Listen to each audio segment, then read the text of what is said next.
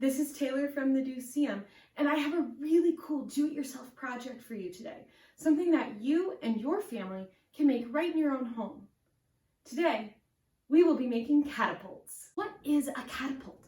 A catapult is a machine, very similar to a lever. It has a fulcrum, just like a lever does, a pivot point. This pivot point allows the catapult to bend, and this bending builds up potential energy in the launching arm. Now we can use that potential energy to send a projectile, in my case, a green ping pong ball, flying. Let's get started. Okay, my friends, to get started on our catapult today, we're going to need about 5 craft sticks, a binder clip, a plastic spoon, some duct tape, and my trusty hot glue gun. Now, these are the materials that I had around my house today, but you can build catapults out of all sorts of different things. You might use rubber bands or plastic spoons or wooden bamboo skewers. You might even just use sticks and string, since the original catapults were built out of logs and rope. Our first step is going to be attaching our plastic spoon to our craft stick using the duct tape. Now, we're going to end up needing about 2 pieces of duct tape today. They don't need to be super long. This big is plenty. Now, duct tape can be sticky and hard to tear, but I have found that making a silly face while you're tearing it makes it a lot easier. So there's one piece. We'll get our other piece here.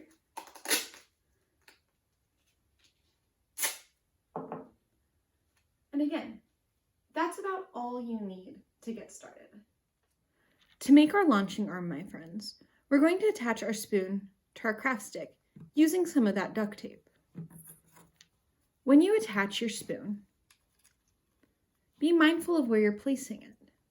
So you can place your spoon so that the bowl of the spoon is hanging off the craft stick, or you can place your spoon so that the bowl of the spoon is resting on the craft stick.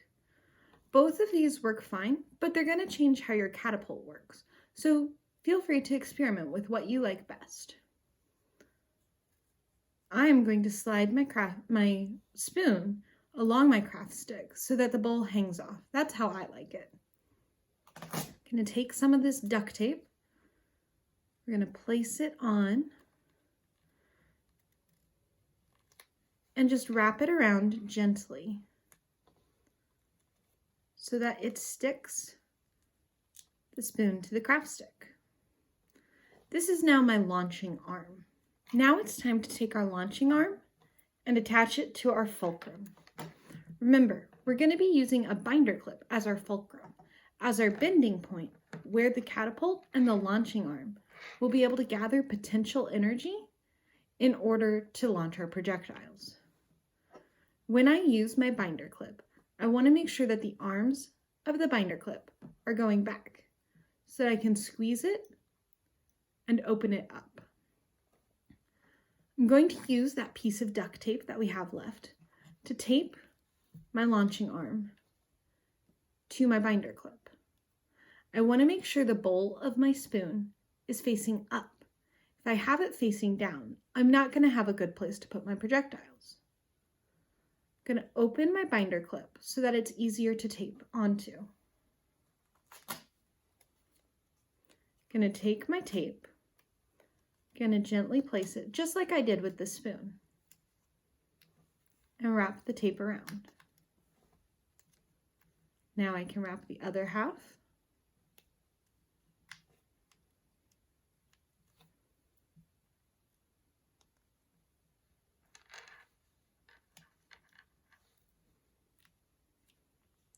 I'll put my binder clip back where it should be, and we're good to go. Okay, I have my launching arm all taped up to my binder clip, my fulcrum. Now, for a catapult, the fulcrum is the pivot point, the place where the launching arm is going to bend. And that bending helps to build up the potential energy that we are going to use to launch our projectiles. If I place my catapult down on the fulcrum right now, I can hold on to it and launch, but I don't have a lot of space to hold on to my catapult. And if I let go, it just falls over. So I'm thinking that I need to add a base, something for my catapult to sit on so that it's more stable and stands up better. I'm going to start by adding one craft stick. I'm going to just open my binder clip, put the craft stick in, and close the binder clip.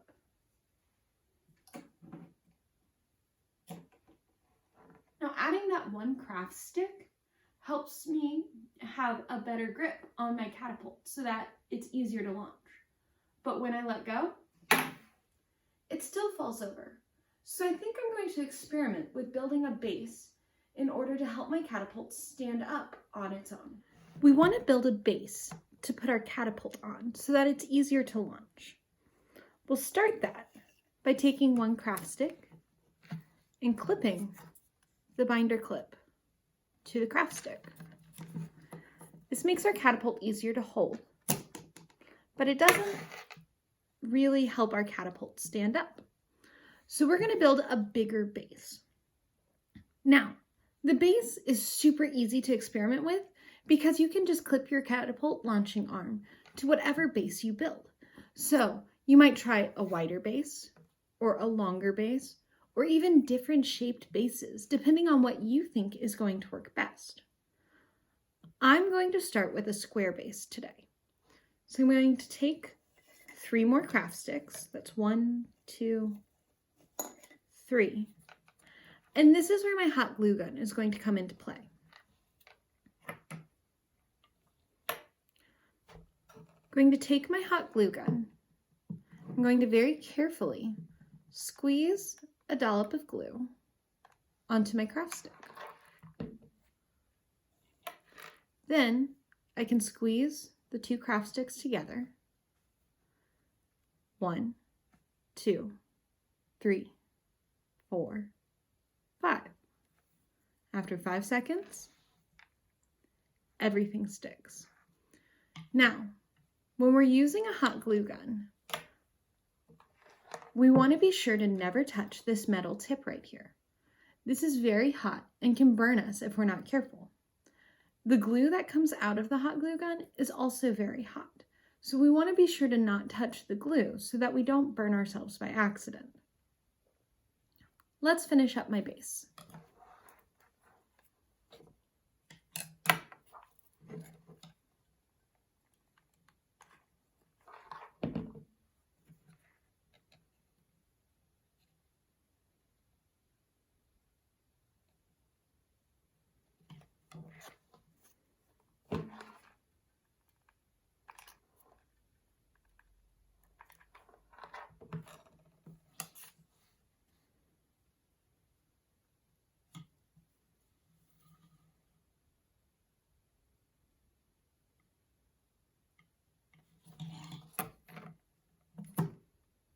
And there you have it.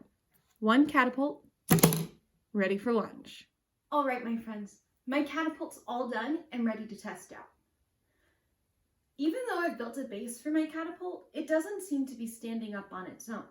And so that's my challenge to you, my friends. Can you build a catapult that stands up on its own so that you can launch it with just one hand?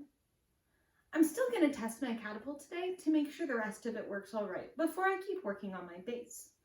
Now, it's always better to launch your catapult towards a target.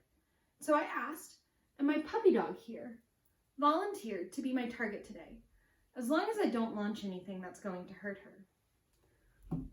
And so, I chose my projectiles very carefully to make sure I don't hurt my puppy dog today. I have a very, very lightweight ping pong ball, a very squishy pom-pom that's a little bit heavier than the ping pong ball, and a rainbow bouncy ball. Now I'm noticing that even though my ping pong ball is much bigger than my bouncy ball is heavier. That means it's more dense. I'm guessing that because my bouncy ball is more dense, it's not going to fly as far as my ping pong ball. I know that heavier objects take more energy to move.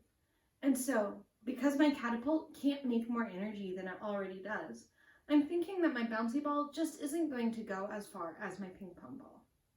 Let's test it out. I'll start with my lightweight ping pong ball.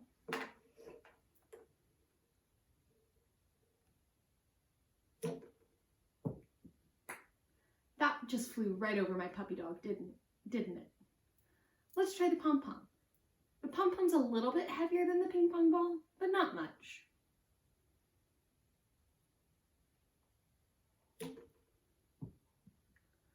So that didn't fly as far as my ping pong ball, but it did still miss my puppy dog. Let's try the dense bouncy ball.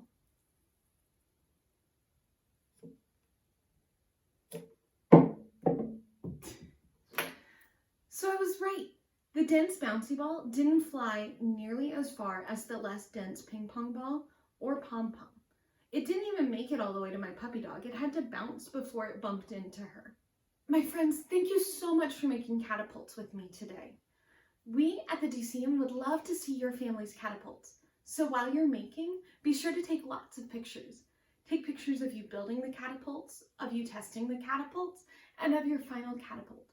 You can share them with us on social media by tagging @theDoSeum and #DoItAtHome.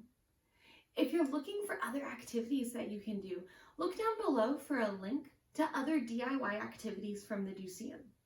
Thank you so much for making with me today, my friends. We'll see you next time.